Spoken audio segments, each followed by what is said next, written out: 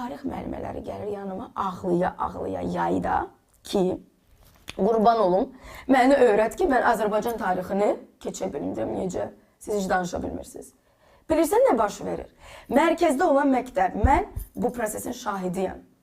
Mərkəzdə olan məktəb pilot layihəsi olaraq Google-dan tərcümə elətdirir, mətnləri dı oxuyur, uşaqlar əzbərləyir dı. Sən nə danışırsan? Kömək edirlər və axırda nə baş verir? Deyirlər ki, pilotdan layihə keçdi. Hamı da belə eləyəcək. Bundan sonra ədəbiyyat da olacaq. Bilirsən nə olacaq? 10 il sonra biz bədbəxt millətin nümayəndələri olacaq. Öz dilini bilməyən, tarixini bilməyən, ədəbiyyatını bilməyən. Bunu mu istəyirik? Ananı mı qınayım? Kimi qınayım? Ananı. Qınayım. Qına. Yaxşı, ana eləmədi. Ən azından bir məktəb də düşünsün ki, bacı bilmirlər, tarixi bilməyəcəklər birazdan. Ədəbiyyatı da bilməyəcəklər.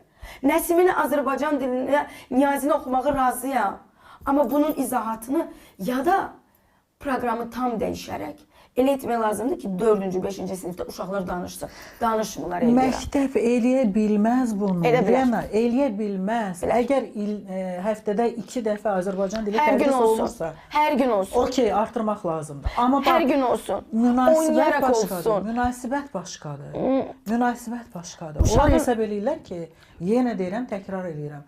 Rusca danışmaq elitarlığın nümayəndəsidir. Artıq elə deyil. Artıq bilsən nədir? Hə, okey. Artıq onlarda qorxu var.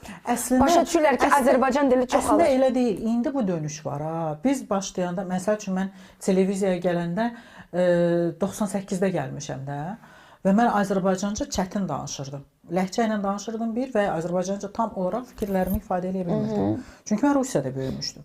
Mən onu sonradan yavaş-yavaş danışdım. Məndə düzəldi hər şey. Amma mən Azərbaycan dilli çevrədəydim ha.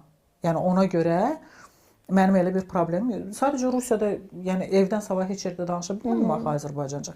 Mənim problemim o idi. O dövrdə insanlar Rus sektorundan çıxardıb övladını verirdi Azərbaycan sektoruna. İndi tərsini görürük biz. Ulviraçka, mənim yanıma uşaqlar gəlirdi natiqliyə. 14 yaşı var uşağın. Mən deyirəm, gəlin mətn oxuyaq. Görüm necə oxuyurlar bunların. Diksiyası, tembri, səsi filanı. Rus deyirəm, hansı dildə oxuyursan? Deyir, Rus dilində. Qoymuşam Rus dilində mətn, oxuya bilmədi. 14 yaşı var, oxuya bilmədi. Dedim, bəlkə Azərbaycan dilində deyir, hə, qoyun. Azərbaycan dilində qoydum, oxuya bilmədi. Ya, ikisindən də yarım yamalaq. Bədbəxt milləti. Mən ona görə deyirəm, birincisi, özünə hörmət edən ilk olaraq. Və inan mənə ki, mən indi öz tələbələrimin arasında görürəm. Onlar, hətta Rusiyadan gələn, məndə tələbələr var. Rusiyadan müharibə dövründə köçüblər, Ukraynadan köçüblər, sıfırdan başlayıblar.